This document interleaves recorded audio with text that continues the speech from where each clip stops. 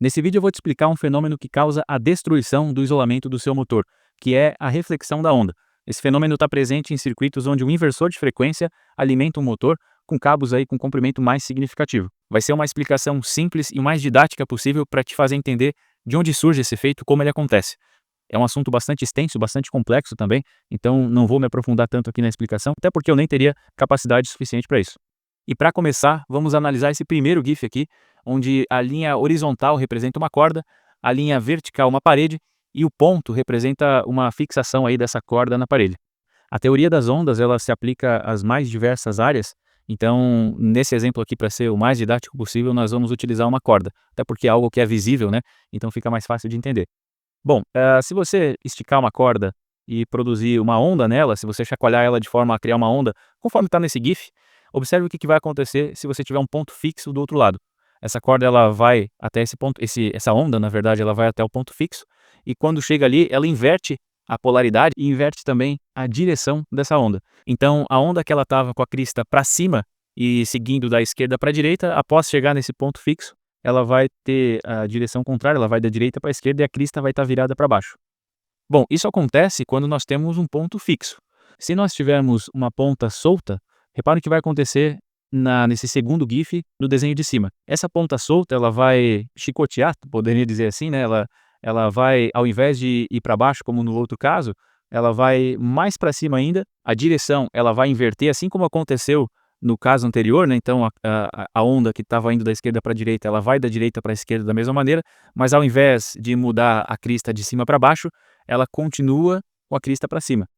Já no mesmo GIF aqui, nesse mesmo segundo GIF, só que na representação de baixo, com um ponto fixo, vai acontecer o que já aconteceu no caso anterior, né? Então essa onda ela acaba sendo refletida e quando nós temos um ponto fixo, ela reflete com a, entre aspas, aí, com a polaridade oposta, né? Só que acontece, quando nós temos, esse aqui seria o nosso cabo, né? Essa corda aqui, ela seria o nosso cabo, numa analogia.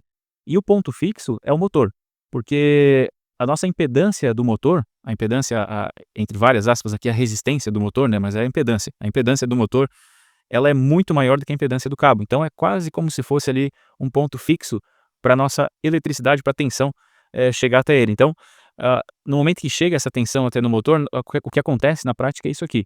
Parte do sinal é refletido e a outra parte acaba sendo aí direcionada, vai para o motor da mesma maneira. Então, essa linha aqui, ela é como se fosse nosso motor. Bom, se nós temos parte do sinal sendo refletido, o que vai acontecer é isso aqui, que é esse GIF mostrado inicialmente, né? Nós temos uma onda que segue um sentido, outra onda que segue o sentido reverso, está sendo refletida, e aí, deixa eu pausar isso aqui, em determinados, deixa eu tentar pausar no momento do pico máximo aqui, olha só, quando nós temos, está quase alinhado aqui, né? Nós temos uma soma dessas duas ondas, e a onda resultante, ela vai ter o dobro da tensão. Então, o que acontece no fenômeno de reflexão de onda é que nós temos até o dobro da tensão no ponto de conexão entre o motor e o cabo. Essa tensão adicional ela pode causar descargas parciais, efeito corona, né? Se você tem interesse, de repente até posso trazer esse assunto aqui para o canal, efeito corona. Por favor, deixa eu saber, se for do interesse de vocês, deixa um comentário, eu posso vir a gravar um vídeo sobre esse assunto. Bom, mas essas descargas parciais, elas podem acontecer em locais diversos e aí a vida útil do seu motor vai ser encurtada, mas isso é pior ainda quando as descargas parciais acontecem em um único ponto, porque daí aquele ponto vai ser danificado com maior intensidade e o seu motor pode acabar tendo que ir para o rebobinamento com um tempo ainda menor, né, com um prazo ainda mais curto. Bom, mas agora talvez você esteja se perguntando o porquê que isso acontece quando se tem inversores e não acontece quando se tem um motor sendo alimentado pela rede normal. Qual a diferença principal aqui quando nós temos a alimentação do motor sendo feita pela rede normal, onde nós temos uma frequência assim, por exemplo, em relação à alimentação com o inversor, é que ao invés de nós termos uma onda com uma frequência aqui nesse caso, vamos supor que seja 60 Hz. Então, aqui nós temos um ciclo, né, do começo até o final nós temos um ciclo.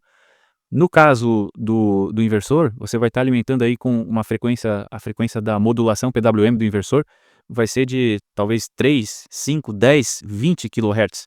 Então, ao invés de 60 Hz, 60 ciclos por segundo, esse aqui é um ciclo completo, né? Então acontece em 60 desses por segundo, ao invés disso você vai ter, de repente, 10 kHz, 10.000 Hz.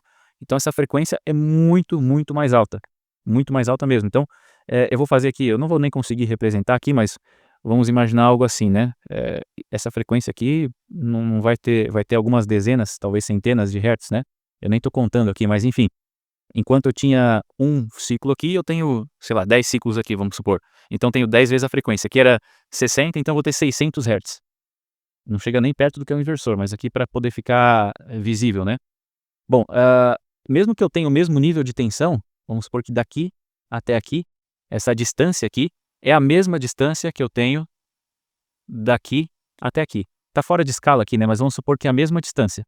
Geometricamente falando, vamos supor que é a mesma distância. Então quer dizer que a tensão é a mesma. Apesar da frequência ser diferente, a tensão é a mesma. Bom, se a tensão é a mesma e nós temos uma maior frequência, reparem que a variação dessa tensão é muito maior, né.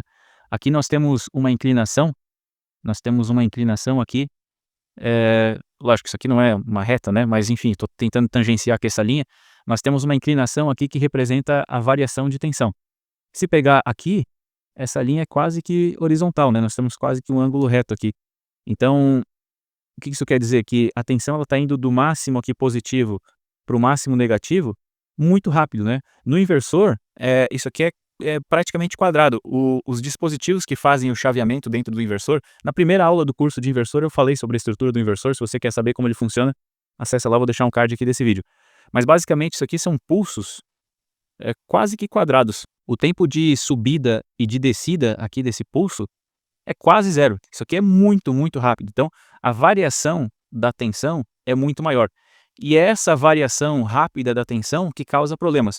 Quanto maior a velocidade com que a tensão muda aqui numa das pontas do cabo, e quanto maior a distância desse cabo também, maior vai ser a chance de na outra ponta aqui nós temos já um sinal diferente.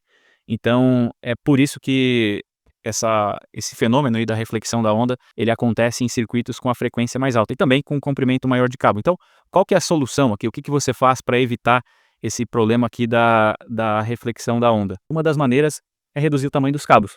Mas o que acontece na prática é que isso não costuma ser possível, né? Se os cabos são longos, geralmente é porque precisam ser, mas de repente dá para adaptar o caminho dos cabos aí, fazer um caminho diferente e encurtá-los. Mas então, quando não é possível encurtar os cabos, e geralmente não é, né? Outra alternativa é diminuir a frequência de chaveamento do inversor. O inversor ele chaveia então com pulsos, né? E a quantidade desses pulsos, na verdade, o tempo entre um pulso e outro é quem vai determinar também a relevância aí, a quantidade de reflexão de onda. Quando se tem um tempo entre os pulsos muito curto, nós teremos mais problema com reflexão de onda. E é isso que acontece quando se tem uma frequência de chaveamento muito alta. Então, o ideal é manter essa frequência de chaveamento em até 5 kHz. Se você mantém até 5 kHz, você vai ter uma vida útil maior do motor. Tem um vídeo onde eu falo, eu vou deixar esse vídeo aqui em cima, inclusive, onde eu falo especificamente sobre as vantagens e desvantagens de aumentar ou diminuir a frequência de chaveamento do inversor. Existe coisa boa que vem com isso e coisas não boas também, à medida que você aumenta a frequência, se tem problemas e vantagens.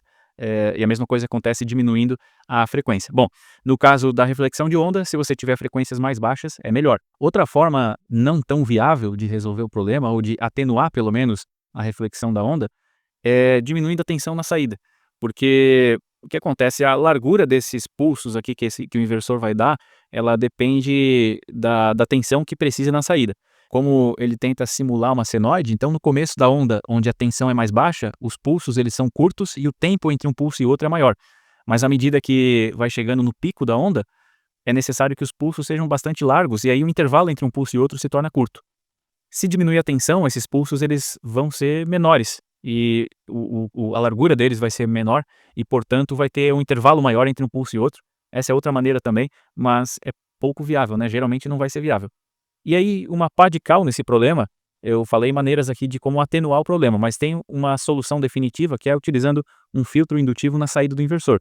Qual que é a desvantagem? Você precisa comprar o filtro, né? Então, se as outras maneiras resolverem, melhor, não há necessidade de gastar mais com isso. Quando não resolve, aí você precisa de um filtro indutivo, e esse filtro ele vai ficar ligado na saída do inversor, e aí ele vai transformar esse sinal extremamente quadrado aqui, cheio de pulso, num sinal um pouco mais parecido com uma senoide mesmo, graças a essa passagem aí desse sinal por dentro desse indutor. Então o indutor tem que ser ligado em série com o circuito, é logo na saída do inversor, e aí da saída do indutor vai os cabos que vão ligar o motor, e aí é uma pá de cal, aí resolve o problema de vez.